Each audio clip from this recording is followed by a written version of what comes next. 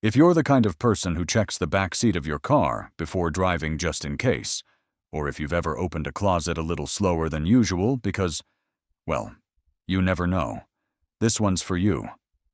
And if you haven't, buckle up, my friend, because we're about to start with something really comforting, a small, unmarked cardboard box in the woods with a dead child inside. So before you get comfortable, take a moment to like the video and subscribe, but only if you really like what I do here. Also, drop your location and local time in the comments. Let's see where all the night owls and amateur detectives are tuning in from tonight. All right, back to the box. It was February 25th, 1957, and it was cold. The kind of cold where you can hear your breath and question all your life decisions. A young man named Frederick Benosis. Yes, that's a real name. And yes, he was out poking around the woods near Susquehanna Road in Philadelphia, was checking his muskrat traps when he saw it. A large cardboard box, half wedged in the weeds, beat up from the elements, but suspiciously. Square. Inside a boy, maybe 4 or 5 years old. Thin. Naked. Bruised. Someone had cut his hair recently, but not well, like Mom gave up halfway through a tantrum energy. His small arms were folded neatly across his chest, and his eyes were closed like he'd fallen asleep. Except he hadn't, and no one came forward to say who he was. Now, if you're wondering why Frederick didn't immediately call the police, fun fact of the night, he didn't want to get in trouble for illegal animal traps. That's right. He literally left the scene and went home. Didn't even tell anyone. Somewhere, Immanuel Kant just rolled over in his grave. The next day, a second young man, this one a student from LaSalle College, was driving through the same area when he stopped because he saw a rabbit run into the underbrush. That detour led him straight to the same box.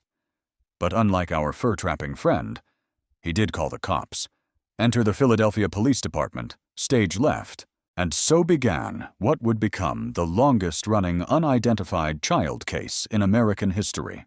Now, let's picture the scene when the first officers arrived. Picture a clearing, overgrown weeds, leafless trees stretching upward like crooked fingers, and a wind that refused to whisper it, howled. The boy, curled up inside the box like something returned, not thrown away. His body was small and pale, with mottled bruising across his back and legs.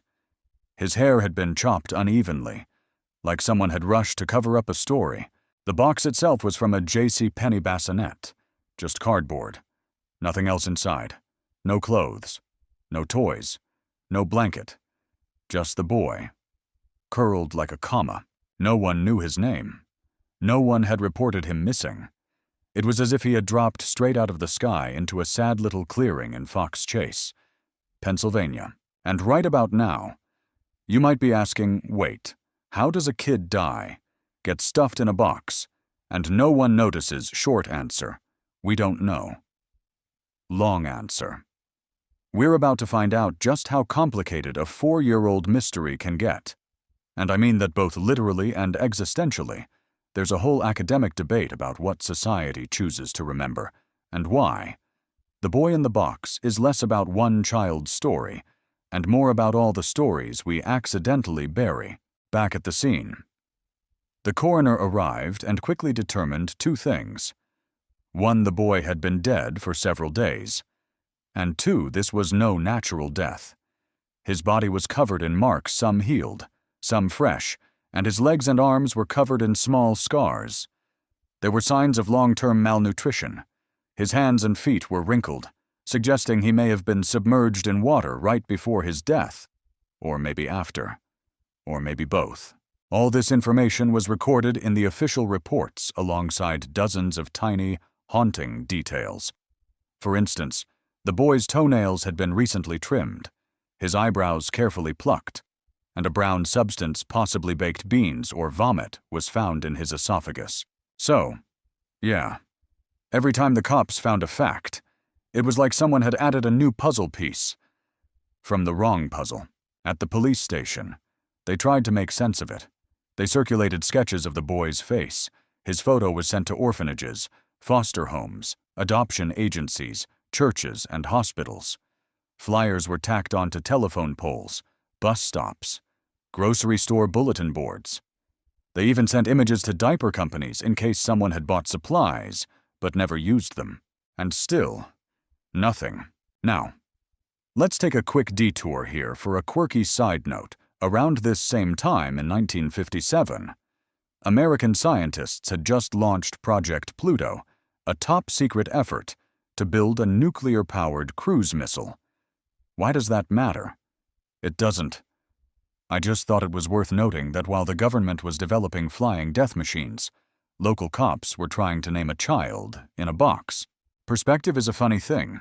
Back to Philadelphia, despite hundreds of tips and sightings and hunches. The case stayed cold.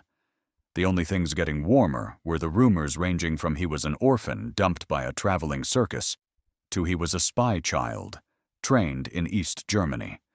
No. Really. And still no name, no family, no history. Nothing but a broken box in the woods, and a child who seemed to have never really existed at all. Which leads us to the philosophical heart of this whole story. Can someone be forgotten if they were never known? It's like Schrödinger's family tree, both full and empty. But don't worry, we've got 14 more parts to chase that answer. And if you're thinking I'm not going to sleep tonight, just remember the box wasn't haunted. The people probably were. The autopsy table in 1957 wasn't the high-tech, stainless steel drama prop you see in TV procedurals today. It was more like a tiled basin with overhead lighting that buzzed in a way that felt judgmental. And lying there, still and impossibly small, was the boy from the box. The medical examiner on duty was Dr. Joseph Spellman, a seasoned man not prone to drama, but this case unsettled even him.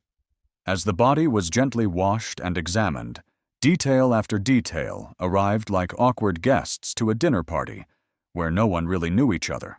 The child's age, somewhere between 3 and 7. That's a big range for someone that small, but his development had been stunted. He was severely underweight, around 30 pounds, with the frame of someone much younger.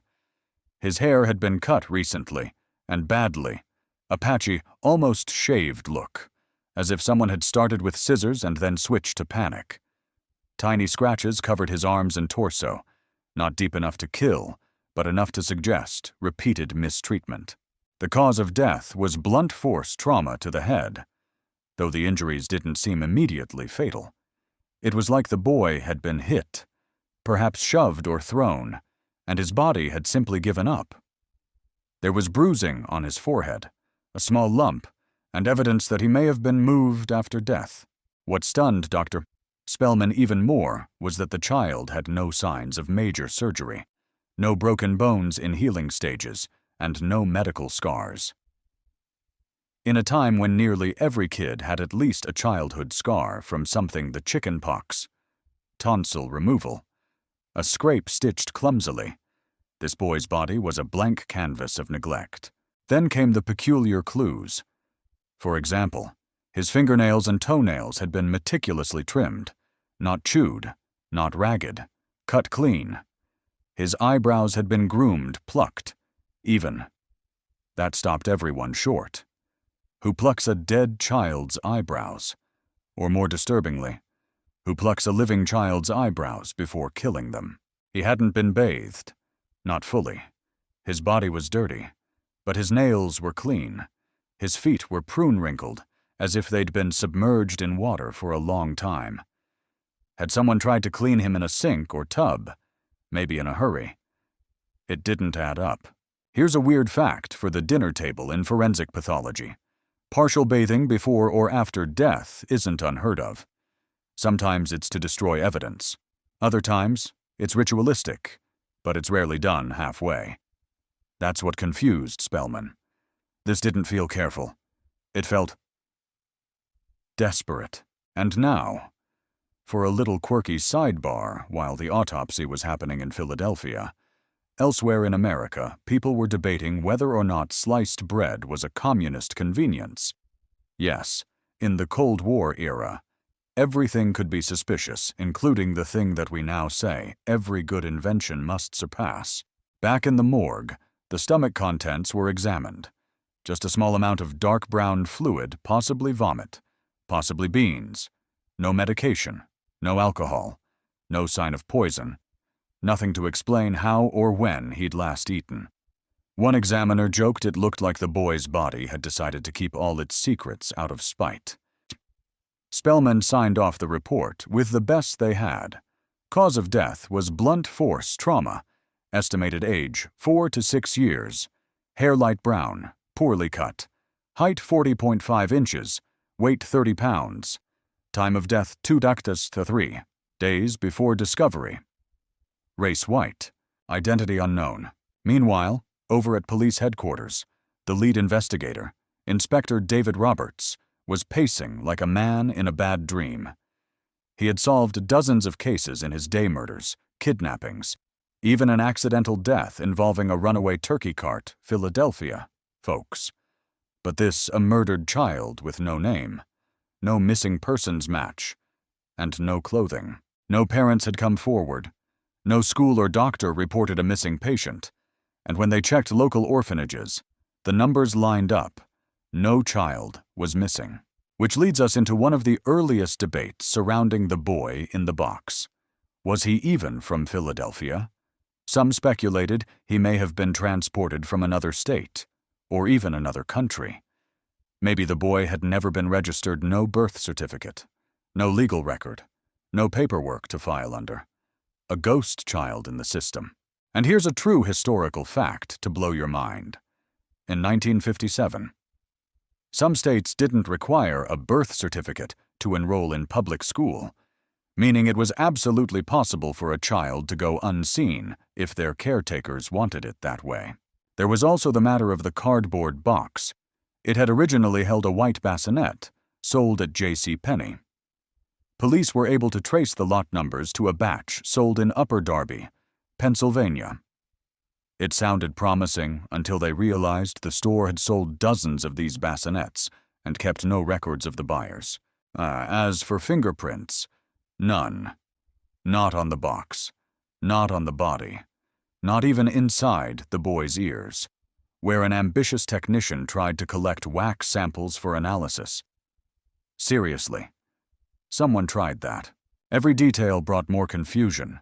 The bruises, the neat fingernails, the lack of water in the lungs, the strange haircut, the absolute silence from anyone, anywhere. At one point, a reporter asked Inspector Roberts how confident he was that someone would come forward.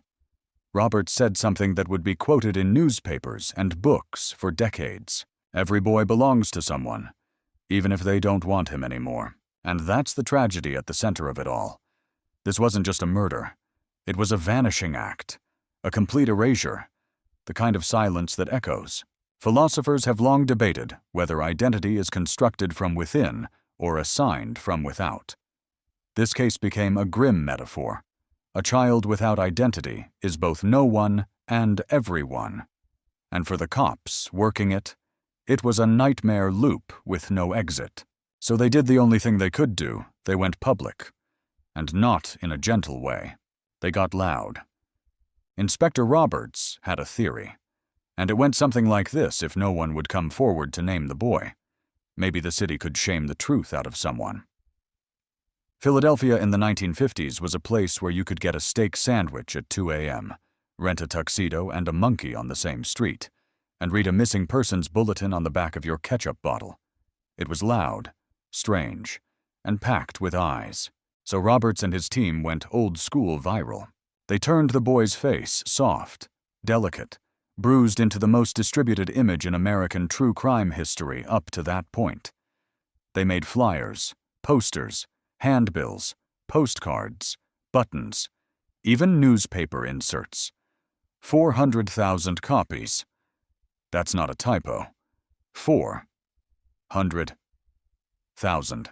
Each one had a sketch of the boy's face alongside a black and white photo of him in death, carefully retouched by police artists to look more alive. It was haunting. Like a wax museum mannequin that could blink if it really wanted to. These flyers went everywhere, taped to phone poles, handed out at gas stations, mailed to every police department in the U.S., plastered on the walls of train stations, diners, and barber shops. Philadelphia gas meters were stamped with his face.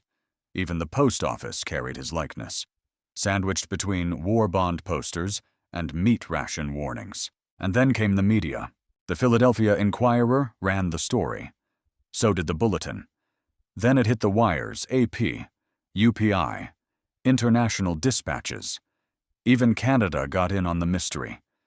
Headlines called him the boy in the box, America's unknown child, and the child no one claimed. Tip lines buzzed.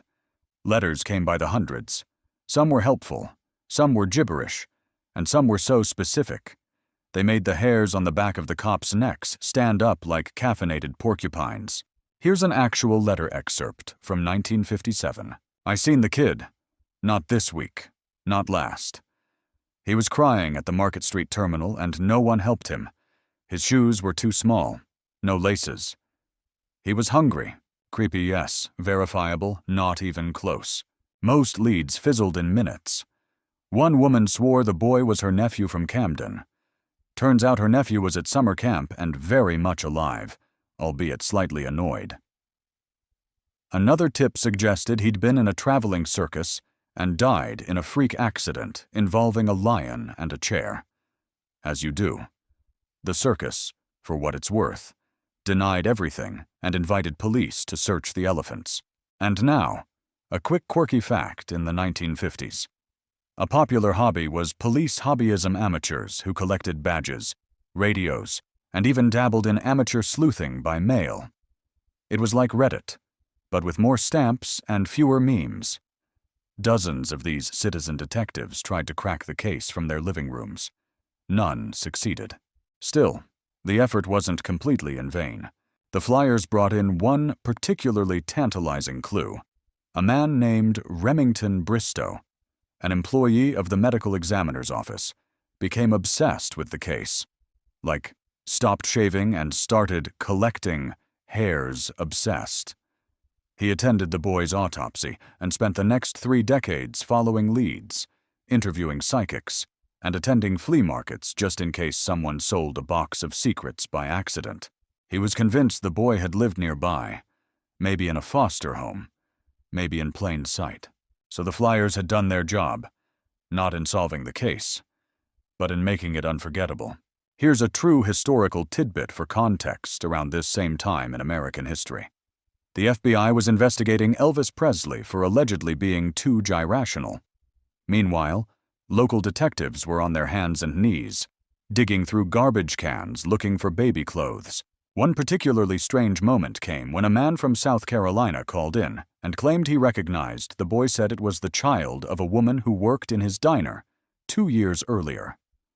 The woman, when tracked down, had never heard of the boy or the diner. She did, however, make excellent meatloaf. So at least someone got something out of that lead. Every detective on the case had a pet theory. One believed the child was the victim of a botched adoption cover-up. Another thought he might have been born in secret to a teenage mother and dumped to avoid scandal. A few thought this was tied to organized crime, though. To be fair, the Philly PD tried to tie everything to organized crime back then. Someone once blamed a garbage strike on the mafia. It was not.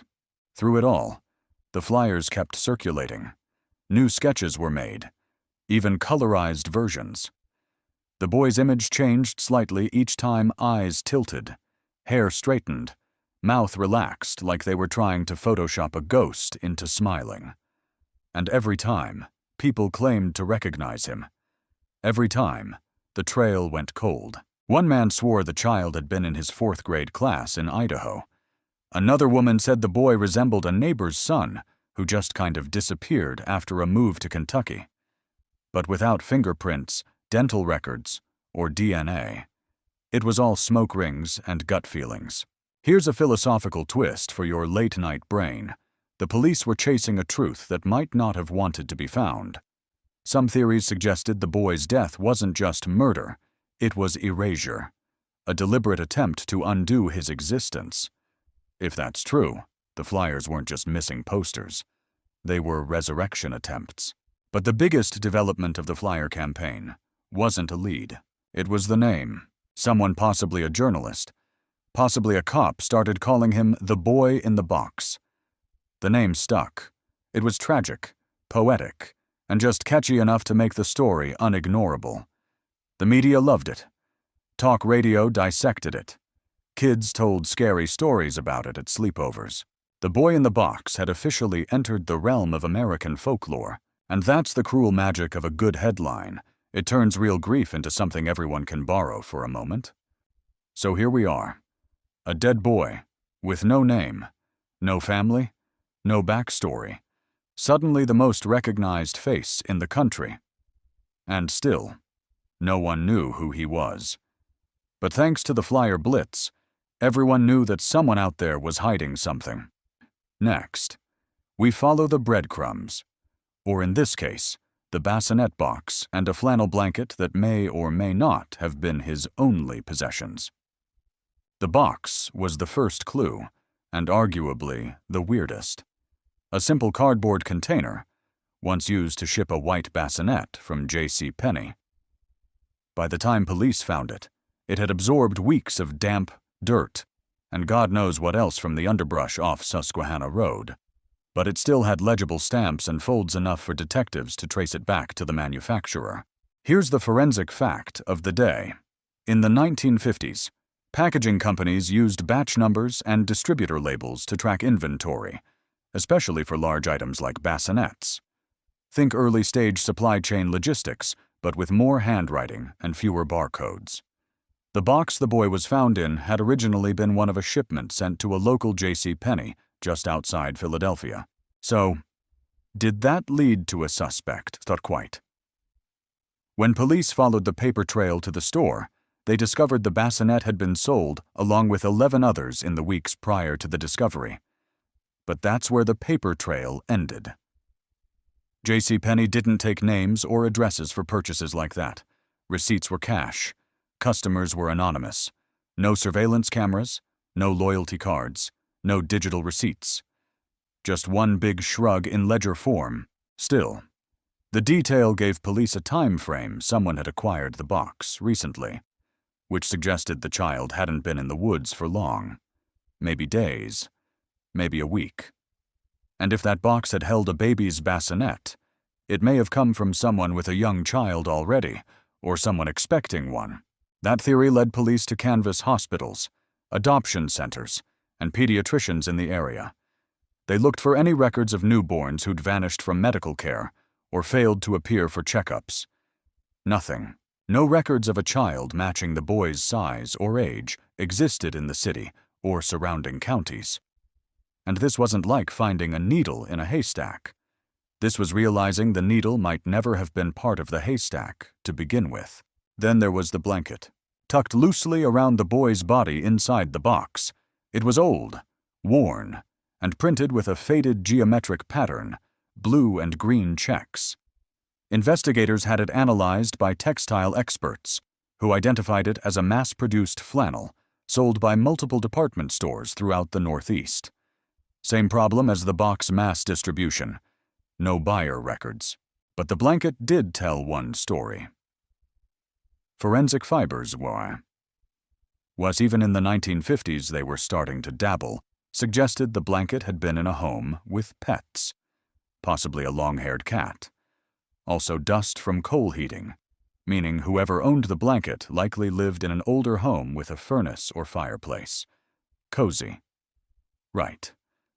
Except for the part where they used it to wrap a dead child. Investigators doubled down. They began inspecting neighborhoods near the scene house by house, especially those with coal-burning stoves, kids, pets, or a suspicious aversion to talking to cops. Nothing stuck. Here's your quirky detail of the evening. One of the lead detectives, Elmer Palmer, claimed that during one of these door-to-door canvasses, he was offered 17 cups of coffee in a single day.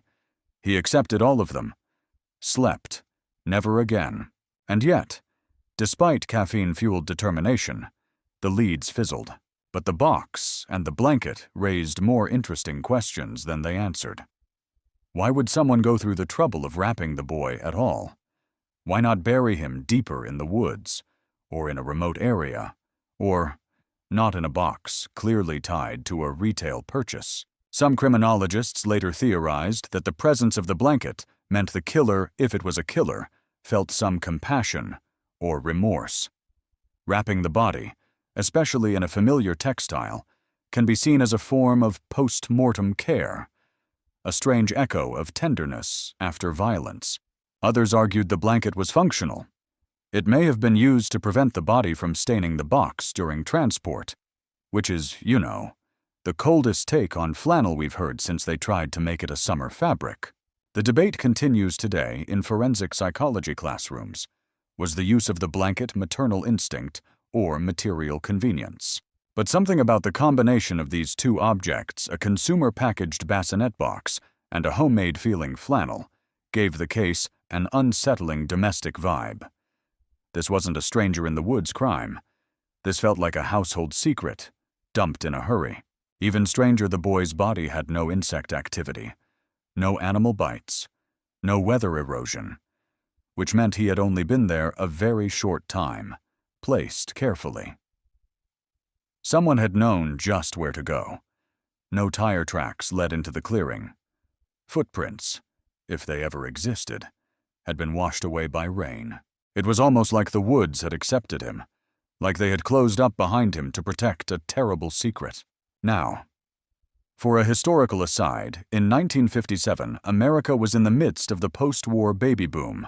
Families were expanding, suburbs were exploding, and bassinets like the one connected to the box were flying off shelves. It was the golden era of 2.5 children and a dog. But here was one child who didn't fit the mold, who wasn't photographed on Christmas, who didn't get a birthday cake or a social security number. That made him invisible in a society that was obsessed with documenting childhood. Think about that for a second. One detective, years later, would say, that box didn't just carry a body. It carried an erasure. And while that sounds poetic, it was also frustratingly true. Eventually, police turned their attention to the nearby Fox Chase area. It was rural at the time, some farms, a few homes, lots of back roads. One property in particular caught their eye. A house at the top of a hill, visible from the box site. It had been used as a foster home for years. A rotating cast of children, strict caretakers, and more than a few whispers from neighbors. But we'll get to that house in the next part. For now, let's sit with this image, a small child, placed carefully in a mass-produced box, covered in a blanket that probably once kept someone else warm, left in a clearing, where someone knew they might never be found, or worse, might eventually be found, by accident. And maybe that was the point. There's a hill near the discovery site of the box, a quiet slope flanked by trees and silence. The kind of hill that looks like it belongs in a children's book until you realize what used to sit on top of it. A house with a lot of rules, a lot of kids, and, some say, too many secrets. It was known locally as the foster home. Not a foster home, the foster home. Run by Arthur and Catherine Nicoletti, it wasn't officially part of the state-run child welfare system, but it did take in children. The numbers varied. Some say there were 5 or 6 kids there at a time. Others say more. It was the kind of setup common in the 1950s, informal, religious, often underfunded, and sometimes under the radar. And here's the thing. The property sat less than a quarter mile from where the boy was found. So naturally, it became the focus of police scrutiny. Detectives visited. Repeatedly. They asked about the kids, who lived there, who used to live there, who might have gone missing, and whether anyone in the house owned a bassinet like the one the box had contained. Arthur Nicoletti, polite but firm, said no. No missing kids. No bassinets. Nothing to see here, which, of course, only made them more suspicious. Investigators noticed oddities: a shed-out back with a padlock, a burn pile that had been recently used, and rumors from neighbors about late-night activity. None of this was proof, mind you, just weird vibes. But weird vibes are catnip to cold case detectives. Then there was the haircut. Remember that strange, choppy trim? The boy had investigators couldn't shake the detail. Especially once they learned something curious. Catherine Nicoletti used to cut the hair of the children in her care. Sometimes with clippers, sometimes with scissors. Always at home. That led one officer to float the theory that the boy in the box had once lived there, or had at least passed through. Maybe he'd been a temporary placement. Maybe he wasn't supposed to be there at all. But if something had gone wrong, the simplest thing would have been to make it all disappear. No records, no photos, no accountability. Just a box, a blanket, and a clearing. Now here comes a quirky little detour. The Nicoletti house was once visited by a census worker who allegedly found more children than expected living on the property. But when asked later, no one could remember which kids had been counted or where they had gone. That story has never been verified, but it lives on in Philadelphia legend, right alongside the Jersey Devil and that one Wawa that's definitely haunted. Despite all the suspicion, police couldn't find anything concrete. No missing child reports matched the boy. No family stepped forward. No one from the foster home ever confessed. Nor did any of the children, some of whom were later interviewed as adults, recall seeing a boy like that. But this is where the case starts to morph. Up until now, it had been a story of blank space, but from this point on, the blanks start filling up with almosts. A near match here, a too specific hunch there, and they keep circling back to this house. And here's a true forensic fact. The foster home theory wasn't just gossip. In the 1990s, it was actively reinvestigated by a detective named Remington Bristow. Remember him? The obsessed guy from the coroner's office. He spent decades convinced the boy came from that house. At one point, he even brought a psychic there. Yes, we're going there in part 6. In the meantime, Bristow went full Sherlock Holmes. He attended estate sales, poked through the foster home's discarded belongings, collected old shoes, family photos, newspaper clippings, all trying to find proof the boy had once existed within those walls. He even claimed to have matched the checkered blanket to one seen in a photo from inside the house. The photo is lost now, or maybe it never existed, or maybe it existed long enough to feed Bristow's theory before time erased it again. The Nicolettis, for their part, denied everything, repeatedly, emphatically. Arthur Nicoletti eventually married his stepdaughter, Anna Marie, who herself had lived in the house during the time of the boy's death, which, let's just say, didn't exactly help the totally normal household vibes. Here's where things get darker in the early 2000s. Anna Marie, now older and reportedly suffering from mental illness, would claim, during an interview, that the boy had been in the home and had died accidentally. She said he had been bought by her mother, yes, bought and subjected to abuse, and that his death had triggered a panicked cover-up. You'd think that would crack the case wide open, but law enforcement couldn't verify her story. No physical evidence, no corroborating witness. And Anna Marie later recanted, then re-recanted.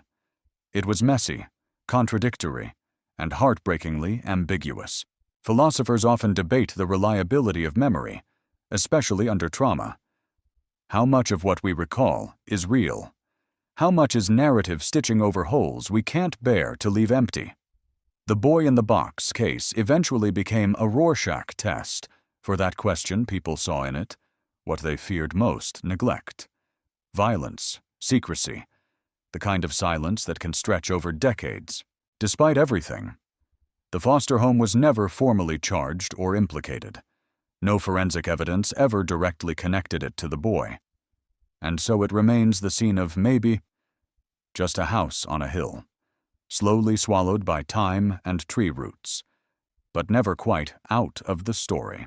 Back at police headquarters, the mood had shifted. No one believed the boy was an orphan now. Not truly. Someone had known him. Someone had cared enough to trim his nails and cut his hair, even as they left him alone in a freezing field. And that meant someone, somewhere, had once called him by name. If you're going to solve a murder mystery, you usually want fingerprints, a suspect, and maybe a dramatic courtroom confession with shouting and accusatory finger-pointing. But when all that fails, some people turn to psychics. Yes. Welcome to the part of the story where police, overwhelmed and grasping, allowed themselves to dip a toe, or maybe a whole boot, into the weird. Enter Remington Bristow's psychic era. We've mentioned him before, the assistant from the medical examiner's office who got a little too invested and never really stopped. Somewhere in the late 1960s, after a decade of obsessively following dead-end leads, Bristow decided to try a new angle, one involving psychic visions, vibes, and probably a few too many late-night cups of diner coffee. He found a woman in New Jersey who claimed she could see truths by holding objects related to crimes. A psychometric psychic, as they're known in the trade. Basically hand her something touched by the victim, and she'd read its energy. Like Amazon Prime for unsolved trauma, so Bristow gave her the only artifact he had access to, a copy of the boy's post-mortem sketch. She held it for several minutes, said absolutely nothing, and then asked, was he kept in a house with columns? And Bristow, possibly suppressing a scream, said yes, because the foster home on the hill had white columns on its porch. She went on to describe a large house, old but well-maintained, with a woman who was not the boy's mother, and a man who might have known about the abuse but did nothing. She said the boy had suffered for a long time before his death, and that his head injury was not the first pain. Now, you might think, okay, that's spooky, but vague. And you'd be right. Psychics have a way of saying just enough to feel eerie without offering the zip code. But Bristow was hooked. He brought her to the location, without any prompting. She pointed to the Nicoletti house, the same one up the hill from the box site, and said, "Here. He was here." She described an upstairs bathroom, a metal tub, and something about scissors in a kitchen drawer. None of this could be verified, but it didn't stop Bristow from fixating on it for the rest of his life. True fact-time law enforcement agencies have occasionally consulted psychics in real cases. The FBI officially denies it, of course, but informal collaborations have occurred usually out of desperation. In fact, during the 1970s, police in California openly consulted a clairvoyant for a string of missing hitchhiker cases. Spoiler, it didn't help. In the boy in the box case, though, the psychic didn't unlock any tangible breakthroughs. What she did was feed the growing sense that the boy hadn't just died, he'd been deliberately unremembered. And now, for your off-topic detour of the evening, the Guinness World Record for largest gathering of people dressed as Sherlock Holmes was set in 2014 in London, with 140 participants. Remington Bristow would have hated that. He thought detective work was a sacred pursuit, not cosplay with deerstalker hats. Despite Bristow's dogged pursuit, the Nicoletti family remained quiet. No confessions, no lawsuits, nothing concrete. But the idea that the foster home had been involved lingered. It entered public consciousness like a ghost story you heard at summer camp may be true, maybe not, but sticky enough that you never quite forget it. And here's a wrinkle: Bristow wasn't some fringe lunatic. He was deeply respected in some investigative circles, even after his death. Detectives who inherited the case files kept his notes. Some found them useful. Others called them a beautifully written spiral into madness. Both might be true. It raises a tricky philosophical question: at what point does obsession become preservation? Is it madness to chase a ghost? Or is it worse to let that ghost disappear? In any case, the psychic didn't lead to an arrest, but it opened the door to a new kind of investigation, one not based solely on evidence, but on patterns, intuition, and emotional residue. As for the police, they returned to traditional methods. They launched another round of interviews, drove by the foster home again, re-reviewed the bassinet sales, tried, in vain, to chase a whisper back into words. Meanwhile, Bristow expanded his personal search. He started visiting orphanages across the tri-state area, asking about undocumented adoptions, showing photos to nuns, calling old nurses. At one point, he even placed classified ads asking if anyone remembered a child who had simply vanished. He never found the answer, but he kept everything clippings, notes, Polaroids, hair samples. He once mailed a packet of these findings to a Philadelphia detective with a post-it note that read, "Even if I die, he shouldn't be forgotten." Quirky aside, Remington Bristow once wrote a letter to the city proposing a memorial scholarship in the boy's name, despite not knowing what that name was. The letter was never responded to, but it now sits in a museum archive. Still sealed? Still haunting. By the 1980s, Bristow was older, slower, and visibly tired. But the psychic's words had changed him. He no longer believed this was a random act. He believed the boy had been deliberately hidden, his memory scrubbed, his life edited out of the public record. Not just a murder, but a redaction. And so the flyers returned, the sketches, the updates to old bulletin boards. Philadelphia became haunted again by a face that never aged. One more time. The police issued a public statement. Someone knows who he was, and we're not going away. But the problem wasn't forgetting.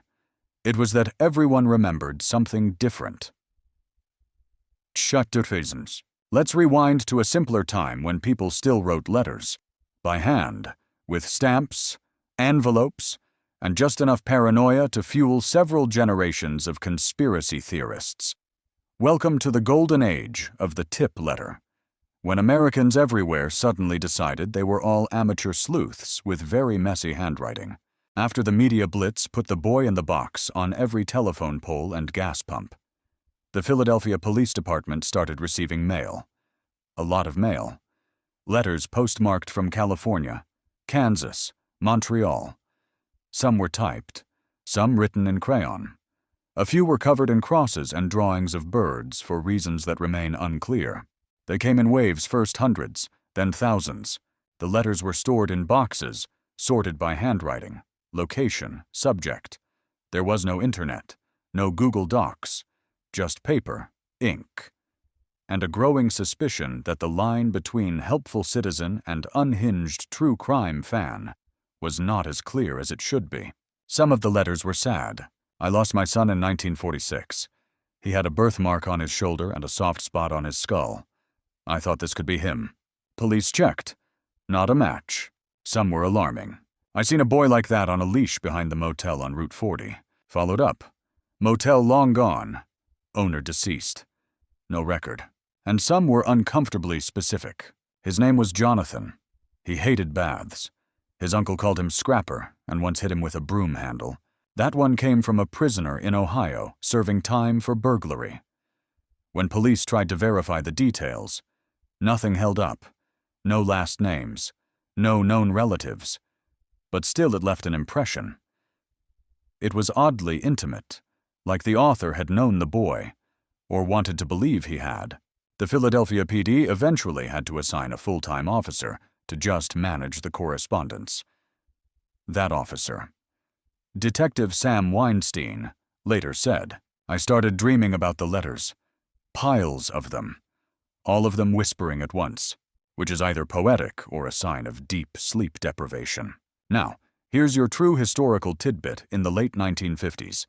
Post offices were still experimenting with mechanical mail sorting, but most small departments still relied on hand sorting for anything out of the ordinary, which meant police were literally drowning in envelopes while trying to solve a homicide. Imagine if Clue came with 700 possible endings and no butler to confess. A small number of tips stood out, not because they solved the case, but because they introduced strange new threads. One letter claimed the boy was a runaway from a farm colony for feeble-minded children, which is about as 1950s as you can get in terms of outdated and offensive terminology. Investigators did check a few institutions, but again, no matches, no records of escapees. Another tip named a doctor in Scranton who had handled underground adoptions. That one made detectives nervous. Illegal adoptions weren't rare, and they left no paper trails. If the boy had been traded or purchased under the table, he could have been living anywhere. He could have had no official parents, no birth certificate, no medical file, no name, in a world that recorded everything except this. And here's the quirky fact of the day. One tip letter was postmarked from Roswell, New Mexico. Yes, that Roswell. The sender suggested the boy had been part of an experimental family program, whatever that means. The letter was written entirely in green ink and included a map of Jupiter. So, maybe not our strongest lead. Still, some letters haunted detectives long after they were filed away, like one scrawled in shaky cursive. No return address. The boy was born wrong. The mother said he screamed too much. The father drank. He died on a Wednesday. The coroner had listed the estimated time of death as somewhere midweek. Pure coincidence? Maybe. But it lingered. And here's where things get a little strange, philosophically. I mean, because as the years went by, the case became less about solving something and more about holding on to it. Like a thread everyone was afraid to let go of. Because letting go meant accepting that a child had died and been erased, and the world had let it happen. Academics would later debate whether this collective obsession was grief, guilt, or some blend of cultural performance. The boy in the box became a mirror people projected their own darkness into. Forgotten children, broken families, the fear of being unloved into non-existence. And still, the letters came, into the 1960s, then the 70s. They slowed down, but never stopped. Every 5 years or so, the police would get a new batch spurred by a newspaper anniversary article or a late-night radio mention. A few came from Europe, one from Brazil. One letter simply said, "You're looking in the wrong country." No explanation, no name. Just that. Even as technology advanced and cases all around it were solved using DNA, databases, and modern profiling, this case remained stubbornly analog. Grainy photos, hand-drawn sketches, coffee-stained files in dusty boxes. It was as if the case had refused to join the digital age. But maybe the most unsettling thing about all those letters, not a single one ever said he was mine. Through all the speculation, the false confessions, the cries for attention, no parent ever stepped forward, no aunt, no grandparent, no neighbor who remembered that quiet little boy, who never came back, just endless voices shouting into the dark, hoping someone would echo back. Next up, we'll meet the boy who may have never existed on paper at all, and the paperwork black hole that makes that terrifyingly possible. By the time the case reached its 10th year of unsolved agony, detectives were beginning to face a chilling possibility. What if the boy didn't just go missing? What if he had never been found in the first place, because officially on paper, in the databases, in the tidy little filing cabinets of American society, he may never have existed at all? That's not drama, that's bureaucracy. Police had already scoured the usual records missing persons databases, limited though they were in the 50s. School registries, pediatricians, hospital birth logs. But nothing. No child matching the boy's description had been reported missing. Not locally, not statewide, not in any neighboring state either. Now here's the horrifying fact: in 1957 you didn't legally have to register a birth in every state, especially if that birth took place at home. In fact, in parts of rural Pennsylvania at the time, it was common for midwives or relatives to deliver babies. Some parents never filed the paperwork at all. No birth certificate, no baptismal record, No social security number. Just a baby. And then, maybe not. This made investigators' jobs near impossible. If the boy had been born off the grid, as we'd say today, and raised in a family that didn't engage with formal institutions, no school, no doctor visits, he could have lived 5 or 6 years in total legal invisibility, like a secret that grew legs. This turned the case into something existential. It wasn't just who killed him. It was, how does a person vanish without ever being found? Detectives began investigating the absence of records instead of their presence. They looked for gaps, areas where a child might have existed. But no one was asking where he'd gone. Or worse, no one ever noticed. One investigator started calling it the negative space theory. If you couldn't see the boy in the data, you looked for the hole he would have left behind. A missing tax deduction. A child's bed sold quickly. A sudden move. A neighbor who stopped hearing crying at night. Unfortunately, these are not easy things to prove, especially when they happen in neighborhoods where people already mind their own business a little too well. And now for our quirky aside. In 1958, the first standardized UDA birth certificate format was proposed, but it didn't become federal policy until decades later, which means states were still doing their own thing, some with typewriters, some with handwritten ledgers, and some, apparently, with shrugs and guesswork. This lack of uniformity made it possible for someone to be born, raised, and disposed of without leaving a single trace in the system. Think about that the next time your internet provider asks for 3 forms of ID to cancel your account. As the search for identity deepened, another creepy clue emerged: dental records, or rather, the lack of them. The boy's teeth were small, and several were missing, but there were no signs of fillings, no fluoride, no dental correction. That wasn't totally unusual for the 1950s, but it was enough to suggest he'd never seen a dentist. Not once. That aligned with the idea that this child had been kept out of society entirely. No schooling, no medical care, possibly no friends. One forensics expert who reviewed the case in the 1980s said, "The tragedy of the boy in the box isn't just how he died. It's how quietly he lived."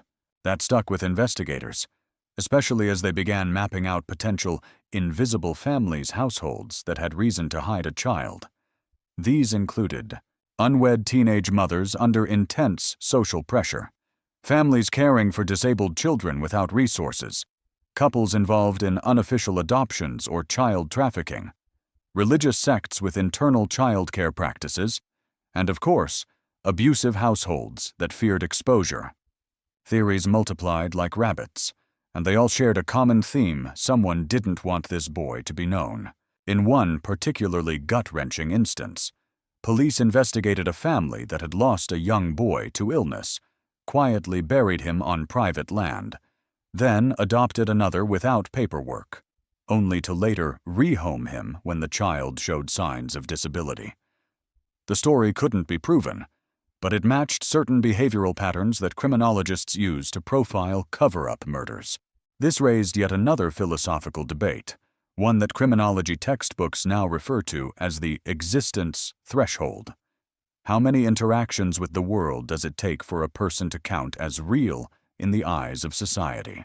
For the boy in the box, the answer seemed to be not enough, even decades later. Attempts to retroactively find his footprint failed. In the 1990s, cold case detectives tried matching him to school rosters in surrounding counties.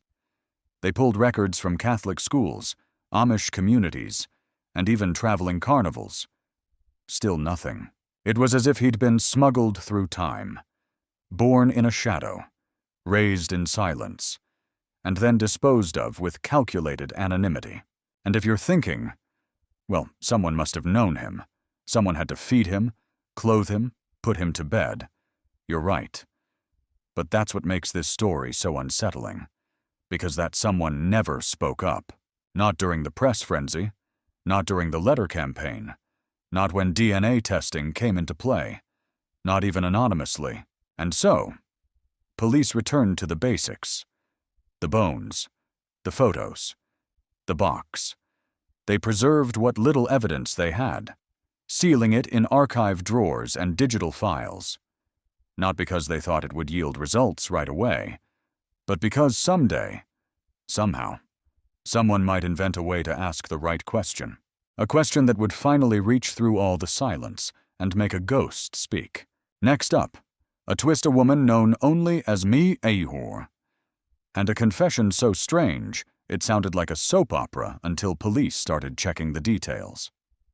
In 2002, a woman walked into a psychiatric office in Cincinnati and said she wanted to talk about something she'd never told anyone before.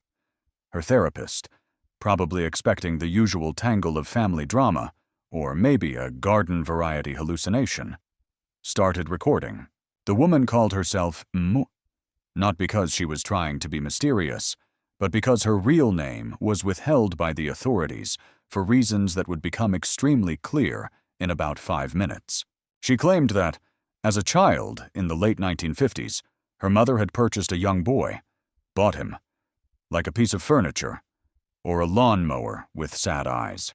According to me, her mother, a domineering, abusive woman, had been obsessed with having a girl. When M was born female, her mother grew bored and wanted a boy to complete her vision of the perfect family. But rather than adopt through any legal means, she allegedly acquired a child under the table through shady contacts, no paperwork, no background check, just a cash transaction and a warning to keep quiet. The boy, M said, was around 4 or 5 years old. She remembered he had long eyelashes and didn't talk much. He was often locked in the basement. Sometimes he screamed. Sometimes he was punished just for being alive. And here comes the part that made police nearly drop their coffee. She said his name was Jonathan. She even claimed her mother used to refer to him as the mistake, the disposable child, the one who didn't fit. One day, after a particularly violent outburst, M said the boy was thrown down the stairs. He hit his head. He stopped crying. He stopped moving. Her mother told her they were going to take care of it and never speak about him again. She described watching her mother bathe the boy's body, cut his hair, clip his nails, wrap him in a blanket, and place him in a box, one they had gotten from a department store a few weeks earlier. Then they drove, late at night, to a wooded area outside Philadelphia. They left the box there, carefully placed. She said her mother didn't cry. She didn't even flinch. She just said, "He was never here." Now, you're probably thinking what the police thought. This sounds made up. Too cinematic. Too neat. Too scripted. Except, when M was asked to describe the boy, she matched nearly every physical detail. The hair color. The weight. The age. The awkward haircut. She even described the blanket in vivid detail, the faded blue and green checkered pattern. And remember, that blanket was never shown in public. Its design was known only to the investigators and not published in any media at the time. For her to know that, she'd either been told by someone inside the investigation, or she'd actually seen it. Detectives reopened the case files. They flew out to Ohio, interviewed M, cross-checked her story. They examined her mother's past, her address history, and her proximity to Philadelphia in the late 50s. And for a brief, spine-tingling moment, it fit until it didn't. Because, despite the incredible detail, there was no physical evidence, no records of the boy, no proof of the basement, no photos, no neighbors who remembered a second child. M's mother had since died, and her estate yielded nothing but expired food coupons and a suspiciously large collection of porcelain owls. And here's a true legal fact without corroborating evidence. A confession, even a second-hand one, can't hold up in court, especially when the only witness is a woman diagnosed with dissociative and delusional tendencies. Psychologists couldn't determine whether M was telling a suppressed truth or an invented trauma narrative to explain her own abuse. Quirky aside of the evening, one of the detectives working the case at the time reportedly said, "I've seen less plot in 3 seasons of Law and Order." He was not wrong. Still, The story shook the department. It was too detailed to ignore, too specific, and it explained so much: the lack of identity, the strange grooming, the injuries, the quiet burial. But when they tried to match M's family DNA to the boy's, it didn't align. Not even close. No shared ancestry, no maternal links, not even distant cousins. That seemed to end it, but only officially. Unofficially, the confession kept circling the investigation like a vulture that couldn't decide where to land. Because if M had invented the story, how did she know about the blanket? How did she describe the body placement so well? And how did she know the boy had not been bathed, but had prune-like skin on his feet? Those were details buried in the case files, not publicly known, not accessible. Theories spiraled again. Some investigators thought she might have heard the story from someone connected to the original case, maybe a former police officer or social worker, maybe even Bristow, who by that time had become a kind of myth himself. Others believed she had been involved, but was too young at the time to clearly remember her role. Childhood trauma can be warped by time. Sometimes memory protects you by turning into fiction. And this brings us to the philosophical debate of the day. Does truth require evidence, or just belief? Can a confession be both unverifiable and still emotionally real? To this day, M remains anonymous. Some believe her. Some don't. But she cracked open a door that had been shut for years. She reminded everyone that this wasn't just a puzzle to be solved. It was a life that had ended in secrecy. And maybe, just maybe, there was more out there. A second confession, a surviving photo, a sibling who remembers.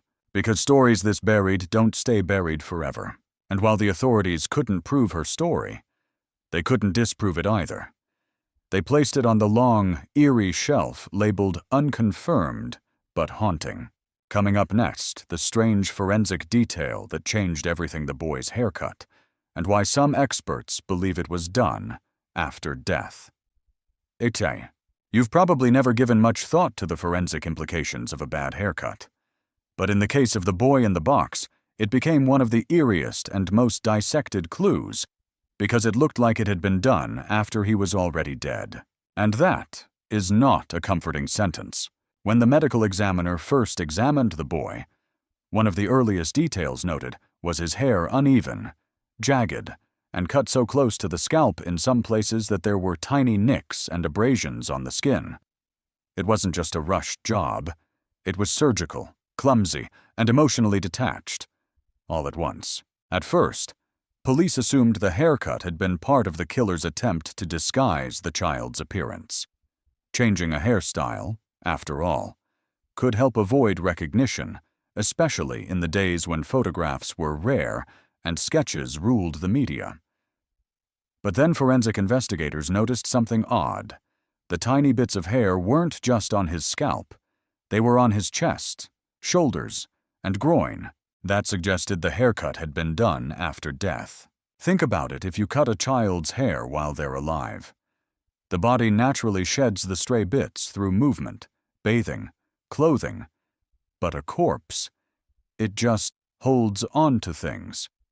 Those tiny fragments stay stuck, unless someone bathes the body, which, we now know, did not happen. So why cut the hair? Here's the true forensic fact of the day. Post-mortem haircuts are exceedingly rare in homicide cases, unless they're tied to specific rituals, symbolism, or concealment efforts. In some cultures, hair is cut as a final act of purification. In others, it may be a gesture of shame, or a way to strip the body of identity. In this case, none of those rituals applied. Some theorized it was meant to make the boy appear younger, closer to a toddler than a school-aged child. If someone was trying to lower suspicion or buy time before discovery, presenting a younger child might delay police matching him to a missing persons case. Of course, as we now know, there was no missing persons case. Others believed the haircut was part of a larger pattern of neglect. A child so isolated he was groomed only when things got really bad. You know, like the kind of home where a buzz cut is a substitute for parenting, or, more disturbing, a kind of preparation for disposal, like tidying up a mess before throwing it out. But here's where things get even darker.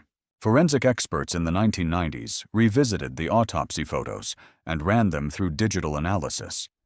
They confirmed what had long been suspected: the boy had not been bathed. But his nails were trimmed, his eyebrows plucked, and his hair freshly cut. A body prepared not with dignity, but intention. It led to what some investigators now call the family bath theory. Yes, it sounds like a low-budget horror movie, but it's worth exploring. The idea is this: in some old-fashioned or extremely poor households, families didn't bathe every day. They might share bathwater on Saturday nights, everyone in the same tub, one after the other, oldest to youngest. It was economical, efficient, and, in hindsight, a little gross. But some theorists believe the boy died either just before or during one of these shared bathing rituals, and that his grooming afterward was part of a last-minute attempt to make it look like nothing had happened. A cleanup job. Only they didn't have time to bathe him. Just trim the obvious parts: hair, nails, eyebrows, or maybe, just maybe, it was a punishment. One final, dehumanizing act to strip the boy of his dignity before dumping him like trash. Here's your quirky historical fact in the 1950s. Barbers in Philadelphia were trained using plastic dummies called buzz heads to practice close shaves and trims. Some detectives joked that whoever cut the boy's hair might have learned on one because it had all the finesse of a lawnmower driven by regret. No one could explain the plucked eyebrows, though that detail in particular haunted even the most seasoned cops. Who plucks a child's eyebrows? Especially a boy. Especially one who's just died. It suggested either a compulsive need for control or a deranged sense of aesthetic. Neither is good. One profiler suggested it could be the behavior of someone with OCD tendencies, a person who needed everything, just so, before they could be at peace with what they'd done. Others wondered if the grooming wasn't just cleanup, but symbolic erasure, a way to unmake a person, turn them back into nothing. Because that's what the boy had become: nothing. To the people who left him there. Just a small, bruised body in a box. But to the detectives, the grooming spoke volumes. It said this wasn't impulsive. This was planned, controlled, maintained. And so, in the early 2000s, police reopened the case with renewed vigor. They consulted forensic anthropologists, behavioral analysts, even child psychologists. They re-examined every inch of his body for signs of long-term trauma. One new detail emerged from this deeper look: the boy had cobweb-like scarring on his elbows and knees, suggesting he may have been confined in a small space for long periods. Possibly tied. Possibly caged. The haircuts weren't an isolated detail. They were part of a bigger story, one that spoke not just to abuse, but to management. Someone had kept this boy, for years, tended to him, in their own warped way. And when he died, they didn't panic. They trimmed, they wrapped, they buried, and then they went on with their life.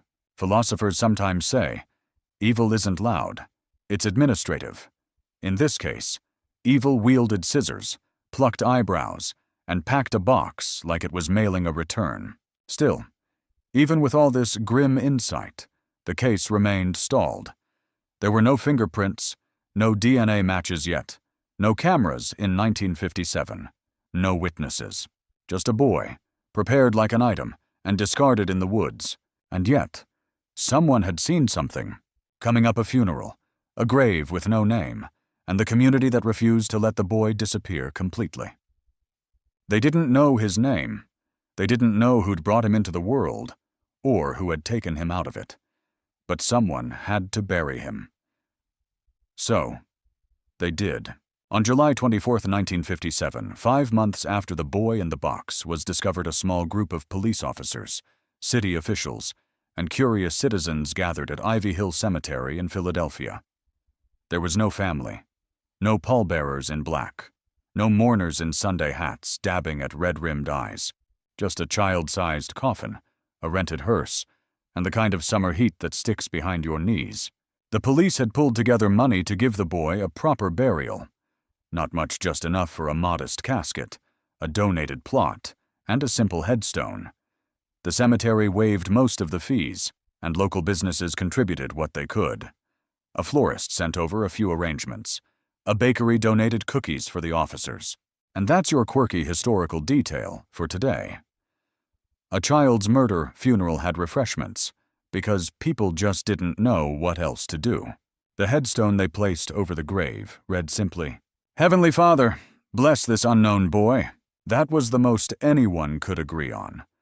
A prayer, a question, a small mercy in a world that had denied him nearly everything else. The coffin itself was a child-sized unit made of simple pine, lined with cloth. Someone had added a small white stuffed lamb at the foot of the body, a gesture from one of the detectives, who'd quietly bought it the night before. "For company," he said. The burial became a strange sort of media event. Not massive, not dramatic, but observed. Local journalists showed up. So did a few dozen residents who had followed the case in the paper. A priest offered blessings. A couple of cops stood with their hats off, squinting into the sun, holding back something too complicated for tears. There was a kind of sacred awkwardness in the air. Like everyone there was performing a ritual they didn't quite understand, but knew they had to do anyway. Forensic files went into storage. Evidence was bagged and boxed. But the grave remained. The boy had a place now, even if he didn't have a past. And then, something strange happened. People started visiting. They came in ones and twos. Elderly women with handbags full of peppermints. Young mothers with their children. Teens who'd read about the story in school. Retired detectives. Conspiracy theorists. Strangers from out of town. And they didn't just visit. They left things. Stuffed animals, toy cars, religious medals, crumpled notes in Ziploc bags. Once, a tiny red mitten with a note that said, "You deserved better." Someone even left a Hot Wheels police car and a single, perfect apple. This went on for years. Ivy Hill Cemetery had a dedicated groundskeeper named Dave, who, for over 2 decades, kept a notebook detailing what was left on the grave. He never threw anything out, just moved the gifts to a small storage room near the chapel when the pile grew too big. Every kid deserves a Christmas. He once told a local news crew. The boy's grave had become a shrine, not just to him, but to all forgotten children. The ones who don't make headlines. The ones no one files reports for. The ones who vanish into the blank space between names. And here's your historical fact of the day. There are over 40,000 unidentified remains in the U.S. Right now. That's not a metaphor. That's the real number. The boy in the box was the face of that tragic club before it even had a name. In 1998, with public interest surging again thanks to a new round of newspaper coverage, the body was exhumed. Advances in DNA testing had finally made it possible to try for a sample, despite decades of burial. The coffin was lifted, reverently opened. The remains were in better condition than expected. A strand of hair and fragments of tooth enamel were collected. The boy was placed in a new casket, more modern, with better lining. It was a symbolic upgrade, a gesture of respect. This time, the headstone read, "America's unknown child," no longer just a case, now a symbol, a title, a mystery still burning decades later. And yet, the DNA testing hit roadblocks. The sample was small, fragile, degraded. It would take years before it could be effectively analyzed, and even longer before any genealogical connections could be attempted. Still, people kept coming. A woman from Chicago left a birthday balloon every January. A man in his 70s drove from Florida once a year just to place a plastic dinosaur at the base of the stone. He never explained why. The grave became a kind of sacred ground for those haunted by memory without detail, those who feared being forgotten, those who had been children in places where no one came looking. Which leads us into the ongoing academic discussion around memorial psychology specifically. How public rituals help societies metabolize trauma they don't fully understand. The boy in the box had become the unsolved crime, but also the open wound, the quiet symbol of what it means to vanish while everyone else moves on. Philadelphia didn't move on. They built a bench nearby for visitors. A small stone plaque was added, unclaimed, unforgotten. And through it all, one thing never changed. No one ever came forward. No sibling with a rumor, no elderly parent with a final confession, no dying declaration. Just flowers and cards, and more teddy bears than one child could have held in a lifetime. Next up, the DNA revolution finally finds a sliver of hope, and a rumor involving a local barber's son sparks one of the strangest chase-downs in cold case history. DNA is a funny thing. It's microscopic, invisible to the naked eye, easily destroyed by time and weather, and yet it's one of the few things in this universe that never forgets where it came from. In the early 2000s, the boy in the box case was handed over to the new gods of crime-solving genetic genealogists. These were people who spent their days sifting through genetic code like it was a puzzle dumped out onto a dining room table. They weren't cops. They weren't coroners. They were data nerds with PhDs, subscription access to ancestry databases, and coffee addictions that bordered on the spiritual. And they had a single mission: find out who this boy was. The hair sample from his exhumed body, what little remained of it, was sent to a lab for mitochondrial DNA testing. This kind of DNA doesn't change much from mother to child, so it's great for long-distance family tree building. But the sample had degraded over time, and the results were murky. Nothing immediate came up. No hits in criminal databases. No missing persons records with matching markers. Still, the sample was preserved, and the case waited until 2019. That's when new developments in forensic genetic genealogy started turning heads. Thanks to commercial DNA databases like GED Match and Family Tree DNA, law enforcement could now upload genetic profiles and search for relatives, no matter how distant. That's how the Golden State Killer was caught. It's how dozens of cold cases were cracked wide open. So the team working the boy in the box case did the same. They uploaded the boy's genetic code into the system. They waited. And then, bingo. Not a parent, not a sibling, but a third cousin. Maybe even fourth. Tiny, but real. The genealogists got to work. They started mapping backward building branches from that one cousin, trying to trace common ancestors, sketching out who could have had a child in the 1950s that would lead, eventually, to a body in a cardboard box. They worked in silence, carefully, respectfully. This wasn't a Netflix docuseries. This was a decades-long trauma web, being untangled one chromosome at a time. And in the midst of this scientific excavation, another strange rumor surfaced. The barber's son. It started with a tip from a local who remembered something odd. A barber who used to work just a few blocks from Susquehanna Road had, at one time, a son who disappeared quietly. There had been whispers. Someone said that the boy was a problem, that he wasn't all there, that the family got rid of him and no one asked questions because it was the 1950s, and people had a deeply unhealthy relationship with minding their own business. Detectives jumped on it. They pulled city directories, tracked down the barber's shop.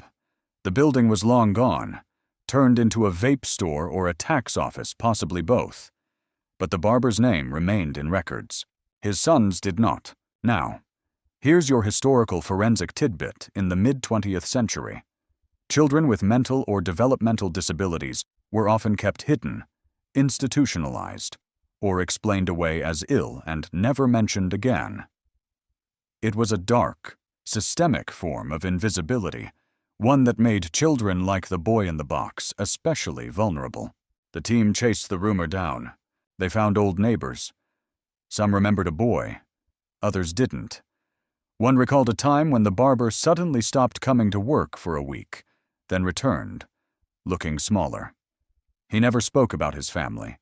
No photos, no Christmas cards, no baby pictures on the shelf. Eventually, they found a death certificate for the barber died in the 80s, buried in a modest plot, but no listed survivors, and no listed children. The rumor fizzled, but it echoed, because what the barber rumor did, whether true or not, was remind the detectives that this child had once belonged to someone, and someone had made a conscious decision to erase that, to wipe the slate clean, trim the nails, cut the hair, wrap the blanket, box him up, and walk away. And yet, the DNA had not forgotten. By late 2022, after thousands of hours, the genealogists had built a family tree that included hundreds of branches, and from that, they identified a man and woman living in Pennsylvania in the 1950s, young, recently married, and with multiple children. One of those children was missing from every school roster, every medical record, every census. A name emerged: Joseph Augustus Zarelli. Born January 13, 1953. Died sometime in February 1957. Age 4. The math lined up. The DNA lined up. His parents were long deceased. His birth had been private. His life had been brief. His death had been hidden. But now he had a name. On December 8, 2022, the Philadelphia Police Department made the announcement the boy in the box was no longer unknown. After 65 years, the child buried under the stone, marked America's Unknown Child, finally had an identity. And here's your philosophical mind-bender of the day in giving the boy back his name. The world gave him back existence. A name is more than letters. It's the first proof we were here. It's what we carve into desks, whisper on playgrounds, and print on certificates. Without it, we're just dust. Joseph Augustus Zarelli's name was added to the grave. The media erupted. TV specials aired. Reddit lit up. The true crime community gasped in collective disbelief. People had followed this story for decades, and now it had a final breadcrumb. But, of course, the story didn't end there, because names bring more questions. And now that we knew who Joseph was, people wanted to know why he had been erased at all. Coming up, the cemetery gets new visitors. A strange surveillance sting unfolds, and two shadowy figures may have been grieving in secret all along. The name changed everything. Not in the case closed, thanks for playing sort of way. More like throwing a rock into a pond and watching the ripples expose things that were better left undisturbed. With Joseph Augustus Zarelli finally identified in 2022, the mystery shifted into a new and oddly intimate phase. The who had been answered, but now came the why, and maybe even more importantly, the who else. In the weeks following the official announcement, Ivy Hill Cemetery became a minor pilgrimage site. People brought new flowers, little wooden plaques with Joseph's name burned into them. Someone left a cupcake on what would have been his 70th birthday. Another visitor placed a small pair of blue toddler shoes on the grave laces perfectly tied. But amid the public mourning, cemetery staff noticed something off. It started with the flowers. Every Sunday morning, fresh white carnations appeared at the headstone. Not store-bought arrangements, hand-picked, wrapped in old newspaper. No card, no note, no credit claimed. Just there, like a whisper pressed into the grass. Then came the sightings. A groundskeeper reported seeing a man and a woman, both elderly, visiting the grave just after dawn. They parked far from the main gate and walked in slowly, deliberately, like they knew the path by heart. The man wore a gray cap. The woman carried something in a box, maybe a photograph, maybe ashes, maybe just memories she couldn't say out loud. They never stayed long. 10 minutes, max. They didn't speak to anyone. They didn't look at other graves. Just his. When staff approached, they were gone. Cemetery security grew curious, not because they were suspicious, necessarily, but because after 65 years of no one claiming the boy, suddenly someone was showing up, with consistency, with care. So, like any modern mystery with an analog heart, someone set up a camera, and, yes, this is a real thing that happened. A grave surveillance sting, very respectful, very tasteful.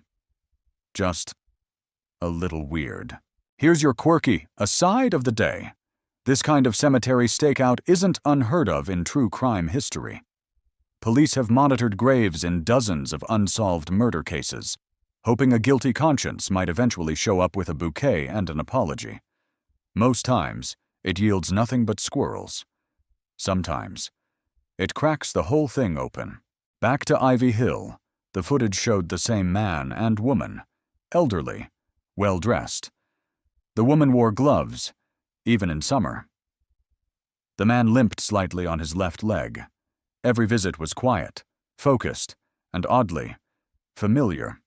Not like tourists, not like gawkers, like people returning to a locked door they once had the key to. One day, they left behind a small ceramic rabbit. Underneath it was a folded scrap of paper with a Bible verse. "When my father and my mother forsake me, then the Lord will take me up." Psalm 27:10. Yeah, not ominous at all. The tape was shown to investigators. No clear identification. Too grainy for facial recognition. No license plate visible. No fingerprints on the rabbit. No one matching their description came forward when the footage was released to the public. So the theories started. Were they relatives? Possibly distant cousins? People who had lived in the same city and carried guilt like an heirloom? Were they the parents? Unlikely. Joseph's birth parents were believed to be deceased, but believed isn't quite the same as confirmed. Were they just people who knew that one stuck? Because here's where it gets really weird. After Joseph's name was released, genealogists made efforts to trace living relatives. They found several third cousins, distant kin, people who never knew he existed, and were horrified to learn how his life ended. But there was one branch of the family tree that was silent, not hostile, not disinterested, just unwilling to participate. DNA confirmed the connection, but when contacted, these individuals declined to provide further info. No statements, no interviews, not even a please, stop calling. One even lawyered up. That's not proof of guilt, of course, but it is unusual, especially since one of them, an unnamed woman in her late 80s, moved out of her longtime home shortly after the DNA announcement. No forwarding address. House sold. Phone disconnected. A detective reportedly said, "Sometimes closure just looks like people disappearing all over again." Which leads us into the philosophical debate of the night. Is justice a destination, or just a pattern we impose on chaos? The boy in the box case had a name now, but not a resolution. And the closer the truth got, the more it seemed to slip sideways into shadow. The grave stakeouts ended eventually. Not because the visits stopped, but because after a while there was nothing more to see. The man and woman returned a few more times. Once they left a tiny hand-knitted blanket. Another time, just a single peach. And then, they vanished. Ivy Hill staff never saw them again. The rabbit remains on the grave. The Bible verse has faded in the rain, but people still ask about it. No charges were filed, no confessions made. But the case file once titled Unknown Child Doe now reads Zarelli, Joseph Augustus. A tiny victory. A whisper returned to voice. Next up, the closing chapter. A boy remembered. A city changed. And what it means to carry a name that was almost lost to history. You'd think a mystery that took 65 years to name its victim would end in a kind of cinematic crescendo. A villain arrested. A handcuffed walk of shame. Flashbulbs. Tears. closure with a capital C. But Joseph Augustus Zarelli's story didn't end that way. Instead, it ended with something stranger, something softer. It ended with a mirror, because once his name was known, everyone saw something different in it. The cops saw a case solved. After decades of dead ends, they finally had a name, a birth certificate, a biological family tree. Technically, that's a victory. But if you asked them, it didn't feel like one. One detective put it plainly. You hope for justice. What you get is a ghost with a driver's license. The media, predictably, went wild. Headlines across the country screamed that the boy in the box has a name. Talk shows debated the ethics of cold case genealogy. Reddit's Unresolved Mysteries had a collective meltdown that lasted a solid week. And across the internet, people started claiming Joseph projecting their own theories, grief, and meaning onto a child none of them had ever met. True crime does that. It personalizes the unknowable. And Joseph had become everyone's lost child. Meanwhile, genealogists kept digging. Their family tree mapping led to more names: potential siblings, cousins, great-uncles twice removed. But here's where the trail got weird. No one in Joseph's direct line wanted to talk. Not out of anger, not even shame. Just silence. A few released statements expressing sorrow and distance. Some said they didn't know about him. Others declined entirely. No one disputed the DNA. No one asked for the body to be exhumed again. No one laid legal claim to his name. And that silence, it said a lot. It suggested something had happened in that family. Something buried deep. Something still protected. Even decades after everyone involved had moved on or passed on. Here's your unsettling true fact of the day. Most child homicides are committed by someone in the child's immediate household. Not strangers. Not shadowy kidnappers. Someone who knew their bedtime, their favorite cereal, their cries. That statistic, applied to Joseph, makes the story even harder to stomach. He wasn't just forgotten. He was unwanted. And somehow, that may have started long before he died. Still, Philadelphia refused to let go. The city that once plastered his face on telephone poles and gas meters now rallied to preserve his memory. Candlelight vigils were held. People brought birthday cakes to Ivy Hill on January 13th. His birthday. One child, age 6, brought a crayon drawing of Joseph flying with angels and taped it to the grave with Band-Aids. The grave, once labeled only with a vague prayer, now bore a full name. Joseph Augustus Zarelli, January 13, 1953, February 1957. America's unknown child. Both names, side by side, past and present, legend and life. One reporter, in an editorial piece, called Joseph the child who taught us how loud silence can be. Another said he was a symbol of everything society fails to protect: the overlooked, the voiceless, the boxed and buried. And here's your quirky historical aside. In 2023, an artist recreated Joseph's face using AI modeling based on his autopsy photos and DNA reconstructed traits. The result? A hauntingly soft portrait of a boy with wide eyes, a bowl haircut, and a slightly crooked smile.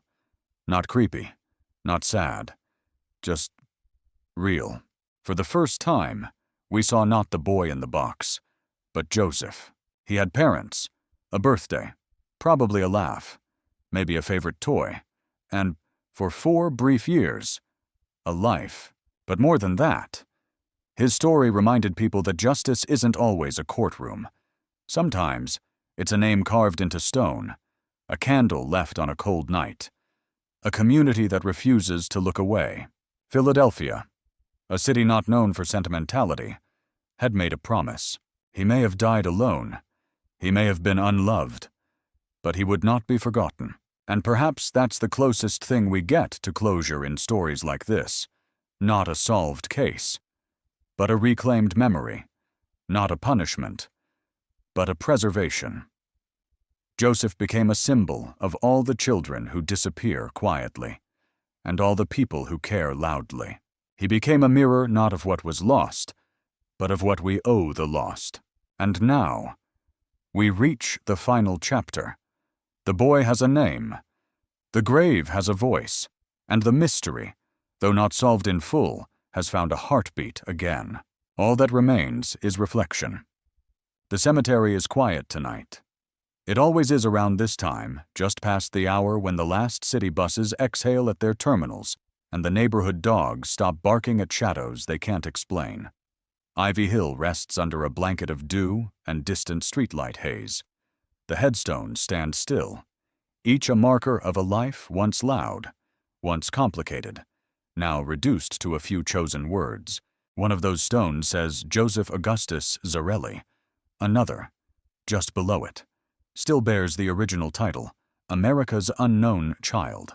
They rest together now, two names for one boy, one for when he was no one, and one for when he finally became someone again.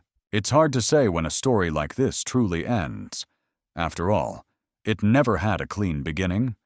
There was no documented birth photo, no first day of school, no paper trail to trace back to joy or laughter. Joseph's life was the negative space between records, the ghost flickering between family trees, the lost leaf no one noticed missing from the branch. But the moment he was found on that cold February day in 1957 in a soggy cardboard box in the brush, someone noticed, and that was the difference. Because what followed was more than an investigation. It was a 65-year-long vigil, a devotion, a promise made by strangers. We don't know who you are, but we won't stop asking. The detectives who aged into retirement, the genealogists who combed through family trees like digital archaeologists, the graveyard staff who collected toys and notes and hand-knitted hats, the psychics, the amateur sleuths, the midnight podcasters with Google Docs and espresso-fueled theories, even the quiet ones, those who visited Ivy Hill in silence, leaving only a flower and a long look at the stone. They were part of the story, too. This mystery, unsolved in so many ways, became a tapestry of human persistence, not just to find truth, but to rescue meaning from the void. Because in the end, this wasn't just about a boy in a box. It was about what we become when we refuse to forget. There's a theory in philosophy called ontological restoration. It's the idea that by naming the lost, by telling their stories, we return them to existence not in the physical sense, but in the shared memory of the living. They become part of the cultural fabric. They live again, not in body, but in myth, in prayer, in whispered retellings. Joseph is that, now and always. He was erased, and we wrote him back. So if you ever visit Ivy Hill, stop for a second. Read his name. Whisper it, if you feel like it. Leave a flower, a toy, a story. Tell him about your day, or your dog, or your dumb job. Because that's the one thing he never got a regular day. And in doing that, you keep the promise alive.